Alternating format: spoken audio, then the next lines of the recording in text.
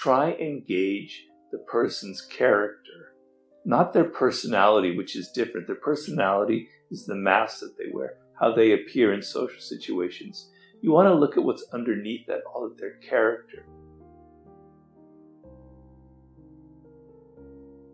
What are the qualities that you want to find in somebody that could be like a lifelong partner for you, or somebody that you could have a relationship for more than a few months, perhaps several years, maybe for the rest of your life? It's an extremely great question. It also really much depends on the individual and who you are, and there's never one answer for everyone. When we first get interested in someone, when we first fall for someone, it can often be a bit deceptive.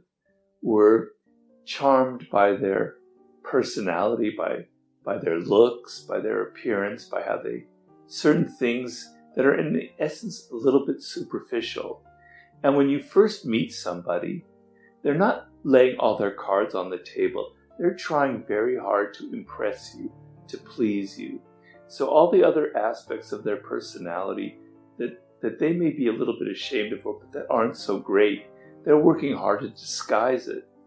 So you're kind of lured into getting into a relationship with this person, but you don't really know who they are.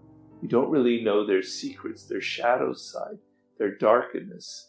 And then you get involved with them, and then it comes out and they grate you, they irritate you, and you break off the relationship.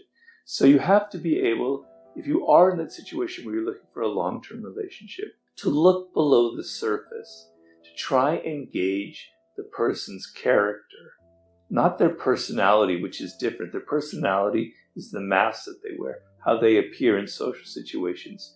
You want to look at what's underneath that, all of their character, and how strong they are, whether they're a person who shares your basic values about life, who has a kind of inner strength.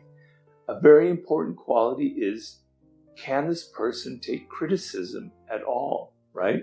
So if you're in a relationship for several years, inevitably there are going to be things that grate on you, and you're going to want to tell them what you don't like. And there are people out there that can't take any kind of criticism, the slightest put down, and they explode, they get outraged, and they get almost violent sometimes. You can't be in a relationship if it's someone that you can't criticize or tell that this is behavior that bothers you, right? So you have to be able to gauge that, and you have to be very aware of some of the underlying qualities that people have. You can notice if they're hypersensitive. If you ever say the slightest thing that's actually quite simple and basic, but they take offense at it, they take offense too easily, that should be a sign of, damn, I can't be with that person for very long because they're going to be offended constantly, and I won't be able to tell them what I truly feel, right?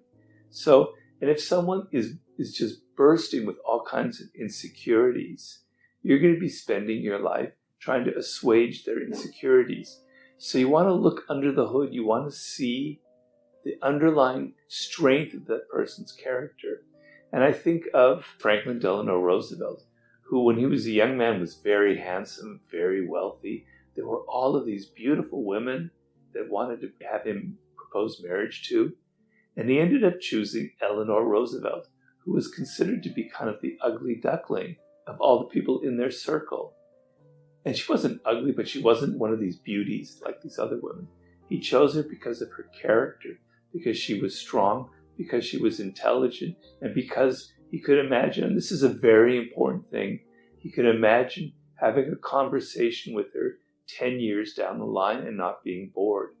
So this is something that I think is really important, is the superficial things, the sexual attraction, which isn't totally superficial but can be, the kind of things that grab you initially, aren't necessarily the things that are going to last over the course of years. And you want to be able to think, can I talk to them about subjects that interest me? Are they able to surprise me? Or have I heard all of their ideas at the end of 2 days? Do they keep repeating the same stories over and over again? Am I bored? Or can I imagine talking to this person at the breakfast table in 10 years and still being interested in them? Do we share a similar sense of humor? Having a similar sense of humor is more important than you having the same political values, that you're both Democrats or Republicans. Because being able to laugh at the same things and have a similar kind of sense of humor and things that amuse you is extremely important. It's something that will help you last over years and years and will be a connection, a bond. But the main thing that's going to wear on you, is going to break the spell, is that the other person becomes too familiar. You know everything about them, right? At the end of a year, there are no more surprises left. They're too familiar. Your mind starts to wander. Maybe there's somebody out there who's more interesting. So think of somebody who has a little element of mystery to them. You don't completely know who they are. And what you suspect that they might be hiding is very interesting. They have depths that you hadn't imagined, right? They're intelligent. You can talk about things that interest you, that excite you, and there's a connection there. And you're sometimes surprised by what they say. So the main thing is not so much the physical stuff, which is important, and if it completely goes away after a couple of years, then it's going to hurt the relationship. I don't mean to deny that. But the ability to be surprised by someone, to continue to have conversations with them, to be able to share similar stories and senses of humor, to have a similar taste in animals. I know that sounds really, really weird, but I know personally, as a cat person or a person who loves animals, I could never be in a relationship with someone who doesn't love animals. I don't care if it's cats, dogs, cockroaches, rats, whatever. They have to love animals. So there are certain essential values that you have that mark you as an individual, whether it's your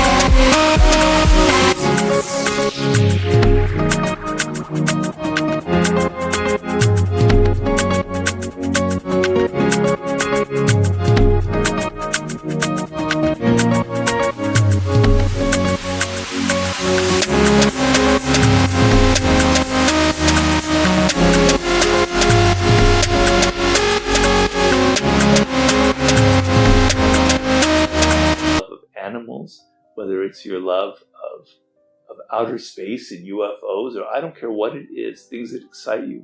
If the other person doesn't share that at all, it's going to be really hard to maintain an interest in them over a long period of time. So these are the things that I think that are extremely important to go into a long-term relationship.